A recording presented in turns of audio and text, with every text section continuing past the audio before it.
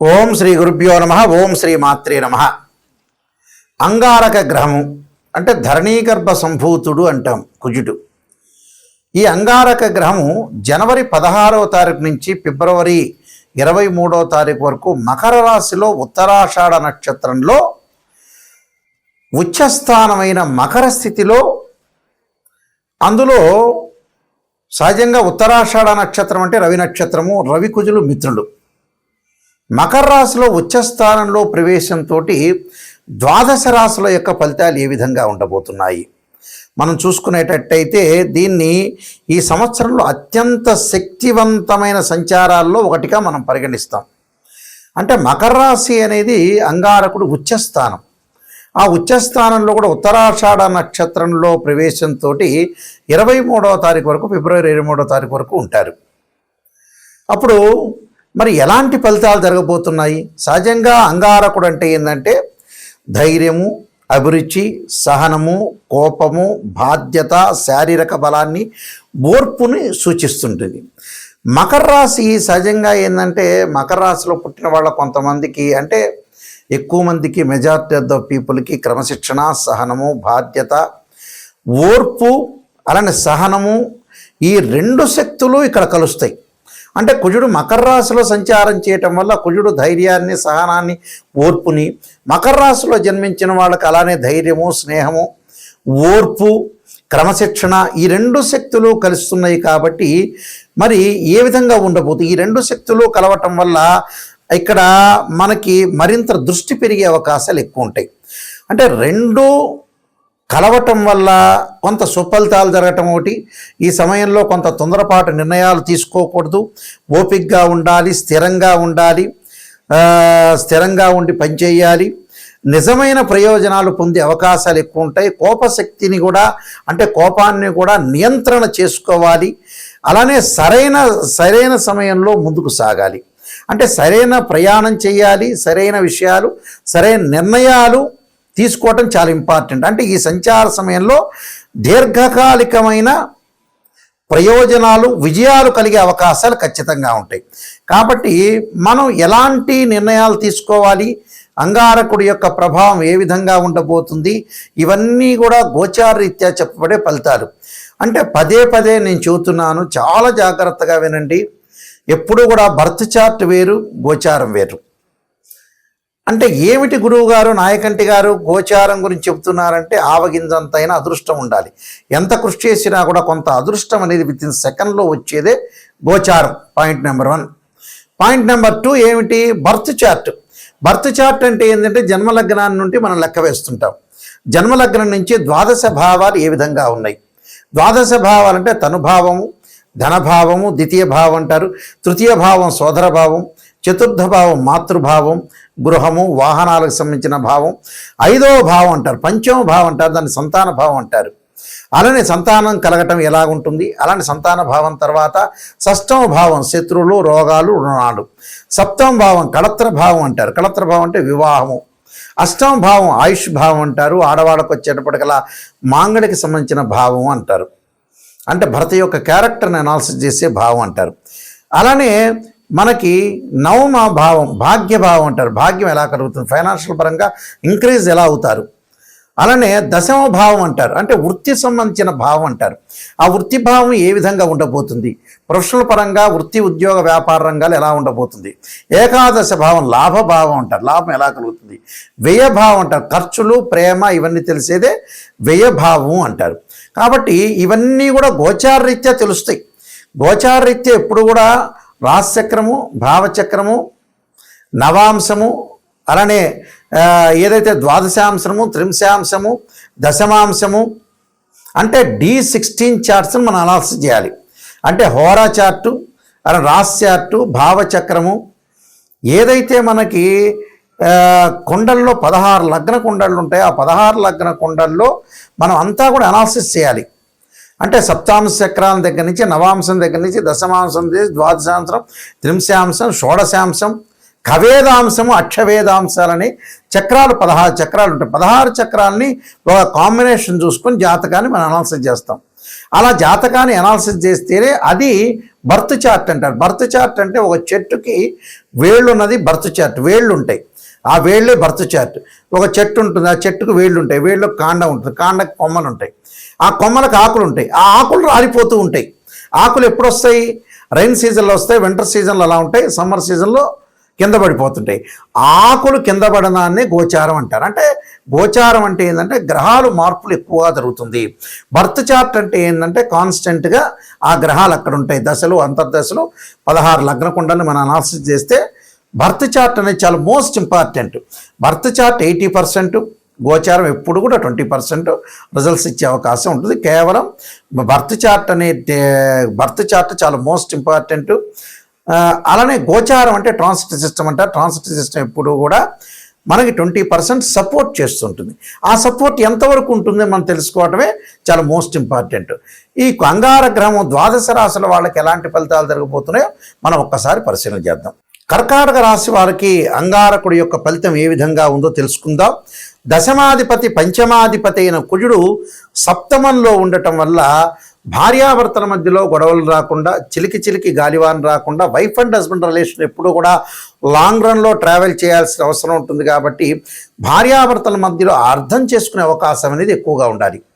చాలామంది కూడా ఈ మధ్యన చదువుకుంటున్నామండి, మేము ఐఐటీలో ఎంటెక్ చేసామండి, ఎంఎస్ చేసామండి అని చెప్పిన వ్యక్తులు కూడా అసలు చదువుకి ప్రాపంచిక జ్ఞానానికి ఎప్పుడు కూడా సంబంధం లేదండి.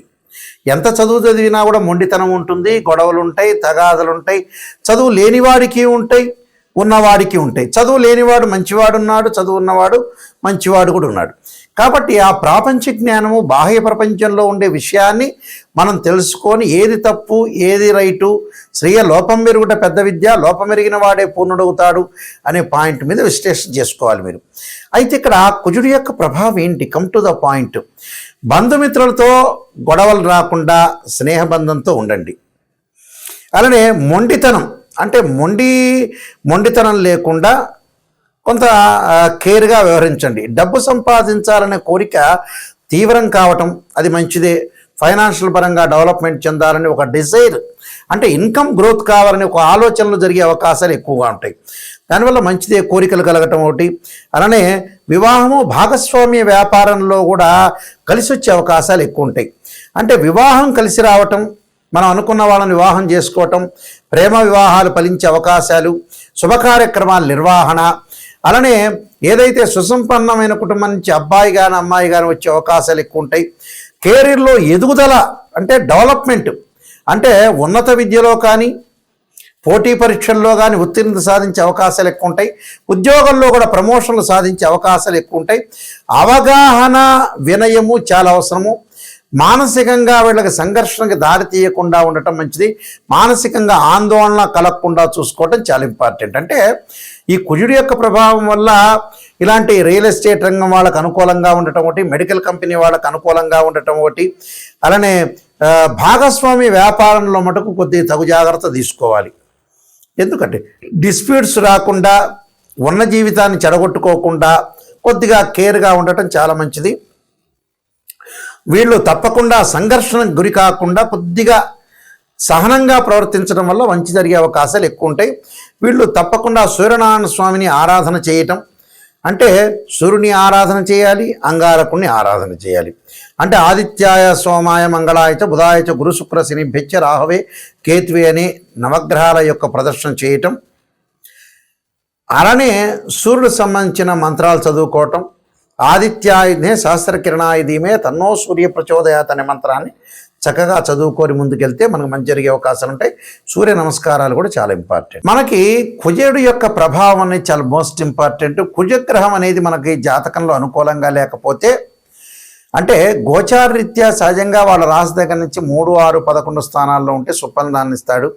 మిగతావి మిశ్రమైన ఫలితాలు ఉంటాయి, మిగతావి చెడు ఫలితాలు ఉంటాయి. ఇది గోచారం. అదే బర్త్ చార్ట్ ప్రకారంగా మనం చూసుకునేటట్టయితే వాళ్ళ జన్మలగ్నం నుంచి 2, 4, 7, 8, 12 స్థానాల్లో కుజుడు ఉంటే దాన్ని కుజదోషం అంటారు. కొన్ని నక్షత్రాల కుజదోషం వర్తించదు, కొన్ని రాసులకి కొన్ని లగ్నాలకు కూడా కుజదోషం అనేది వర్తించదు. అయితే ఇక్కడ అంగారక గ్రహం యొక్క ప్రభావం ఏ విధంగా ఉంటుంది, దాని నివారణ ఎలా చేసుకోవాలంటే సహజంగా అంగారకుడి యొక్క హోమము, అంగారకాగ్నే శక్తి అస్తాయి ధీమే తన్నో భౌమ ప్రచోదయాత్ అనే మంత్రాన్ని, తత్పురుషా విద్యే మహాసేనాయ ధీమే తన్నో షణ్ముఖ ప్రచోదయాత్ అనే మంత్రాన్ని చక్కగా చదువుకోవాలి. అంటే తత్పురుషా విద్యే మహాసేనాయ ధీమే తన్నో షణ్ముఖ ప్రచోదయాత్ అనే మంత్రాన్ని చదువుకోవాలి. లేకపోతే అంగారక గాయత్రి మంత్రం. ఇక సహజంగా అందరికీ తెలిసింది ఏంటంటే ధరణీగర్భ సంభూతం విద్యుత్కాంతి సమప్రభం కుమారశక్తి అస్తంచ మంగళం ప్రణమామ్యం. అంటే కోర్టు సమస్యలున్నా, అన్నదమ్ముల మధ్యలో గొడవలు జరుగుతున్నా, పిత్రార్జిత సమస్యలున్నా, కెమికల్ కంపెనీ వాళ్ళకి కానీ, రియల్ ఎస్టేట్ వాళ్ళకి కానీ, కన్స్ట్రక్షన్స్ వాళ్ళకి కానీ, ఎవరికైతే వివాదాలు, ఆర్గ్యుమెంట్స్, పోలీస్ స్టేషన్లు, కోర్టు సమస్యలు ఉంటాయో వీళ్ళందరూ కూడా తప్పకుండా అంగారకుడి యొక్క ఆరాధన, శ్రీ వల్లీ దేవసేన సంస్థ సుబ్రహ్మణ్య స్వామి యొక్క ఆరాధనకి చేయాలి. వివాహం కాని వాళ్ళు కూడా ఖచ్చితంగా అంగారకుడి యొక్క జపం, అంగారకుడి యొక్క హోమం, అలాగనే కందులు దానం చేయటం, ఎర్రని వస్త్రము, ఎర్రని గొడుగు, ఎర్రని చెప్పులు, ఎర్రని పూలు లాంటివి దానం చేయటం వల్ల కూడా వీళ్ళకి మంచి జరిగే అవకాశాలు ఖచ్చితంగా ఉంటాయి. నిజంగా ఎవరైనా సరే జాతకాన్ని తెలుసుకునే వాళ్ళు నెగిటివ్ అయినా పాజిటివ్ అయినా తెలుసుకోవాలి. చాలామంది కూడా ఈ మధ్యకాలంలో ప్రతి సంవత్సరం కూడా బాగానే ఉందండి గురువు గారండి, ఈ సంవత్సరం బాగుంటుంది, వచ్చే సంవత్సరం బాగుంటుంది, గురువుల దగ్గరికి వెళ్ళంగానే ప్రతి వాళ్ళు అలా చెబుతూ ఉన్నారు ఈ మధ్యకాలంలో. అవన్నీ కూడా గోచారీత్యా చెప్పబడే ఫలితాలే కానీ బర్త్ చార్ట్ అనుసరించి కావు. అందువల్ల మా దగ్గర ఎవరైతే జాతకాన్ని మనం కన్సల్ట్ చేస్తారో వాళ్ళకి నెగిటివ్ అయినా పాజిటివ్ అయినా తెలుసుకునే వాళ్ళు మాత్రమే నా దగ్గర ఫోన్ చేయండి. నిజాన్ని తెలుసుకోవాలి, బాగుపడాలనుకునే వ్యక్తులు మాత్రమే ఫోన్ చేయండి.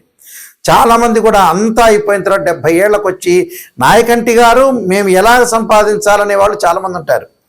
60 ఏళ్ళు రావటం ఎప్పుడు పెళ్లి చేసుకోవాలని చెప్పేవాళ్ళు, 50 ఏళ్ళు కాగానే ఎప్పుడు సంతానం అనే వ్యక్తులు చాలామంది ఉన్నారు ప్రపంచంలో. మన జీవితం అంతా కూడా మన చేతుల్లోనే ఎక్కువ % ఉంటుంది. మనం నాశనం చేసుకున్నట్టు అవుతుంది. అంటే స్వయంకృత అపరాధం అనేది చేయొద్దండి. నిజాన్ని తెలుసుకోండి, ముందు అలర్ట్ కాండి.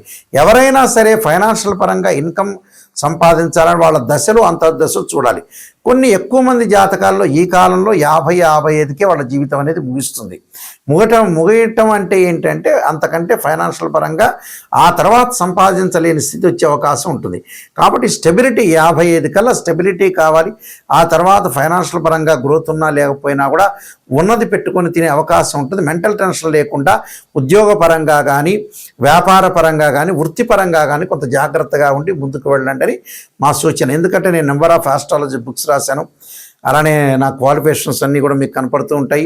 నేను 15 పుస్తకాలు, కాలసర్పయోగము, కాలసర్పయోగ చంద్రిక, రాహుకేతులు, ఛాయాగ్రహాలు, పుత్రగణపతి వ్రతము, వివాహ మార్తాండము, జాతక చంద్రిక, స్వప్నశాస్త్ర ఫలదీపిక, బృహత్ పరిహార సింధు, సర్వదేవతా గోత్రపురులు, సర్వదేవతా గోత్రపురులు పార్ట్ 1, పార్ట్ 2 ఇలాంటి నెంబర్ ఆఫ్ ఆస్ట్రాలజీ నేను గ్రంథాలన్నీ కూడా రాశాను. అవన్నీ కూడా మోహన్ పబ్లికేషన్ రాజమండ్రి వాళ్ళ దగ్గర దొరుకుతాయి. మా దగ్గర కావాలంటే కూడా మా దగ్గర కూడా మేము పంపిస్తాము. www.nayakanti.com, www.nayakanti.in చూడండి.